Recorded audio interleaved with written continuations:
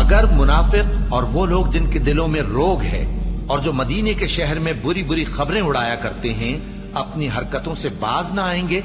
تو ہم تم کو ان کے پیچھے لگا دیں گے، پھر وہ تمہارے پڑوس میں نہ رہ سکیں گے مگر تھوڑے دن، وہ بھی پھٹکارے ہوئے، جہاں پائے گئے پکڑے گئے اور جان سے مار ڈالے گئے۔ جو لوگ پہلے گزر چکے ہیں ان کے بارے میں بھی اللہ کی یہی عادت رہی ہے،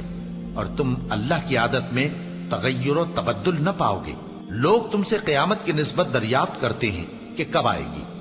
کہہ دو کہ اس کا علم اللہ ہی کو ہے، اور تمہیں کیا پتا، ہو سکتا ہے قیامت قریب ہی آ گئی ہو۔ بے شک اللہ نے کافروں پر لعنت کی ہے اور ان کے لیے جہنم کی آگ تیار کر رکھی ہے،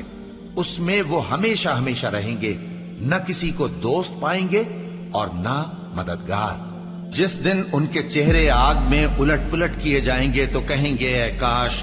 ہم اللہ کی فرما برداری کرتے اور رسول صلی اللہ علیہ وآلہ وسلم کا حکم مانتے، اور کہیں گے کہ اے ہمارے پروردگار، ہم نے اپنے سرداروں اور بڑوں کا کہا مانا تو انہوں نے ہم کو رستے سے بھٹکا دیا۔ اے ہمارے پروردگار، ان کو دگنا عذاب دے اور ان پر بڑی لعنت کر۔ مومنو، تم ان لوگوں جیسے نہ ہونا جنہوں نے موسیٰ کو عیب لگا کر رنج پہنچایا تو اللہ نے ان کو بے عیب ثابت کر دیا اور وہ اللہ کے نزدیک آبرو والے تھے۔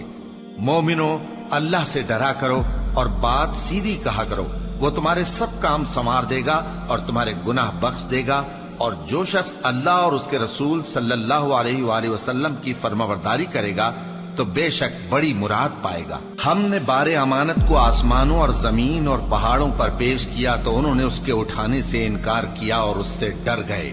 اور انسان نے اس کو اٹھا لیا، بے شک وہ بڑا ظالم، بڑا جاہل ہے۔ تاکہ اللہ منافق مردوں اور منافق عورتوں اور مشرک مردوں اور مشرک عورتوں کو عذاب دے، اور اللہ مومن مردوں اور مومن عورتوں پر مہربانی کرے، اور اللہ تو بخشنے والا ہے، مہربان ہے۔ اللہ اکبر، اللہ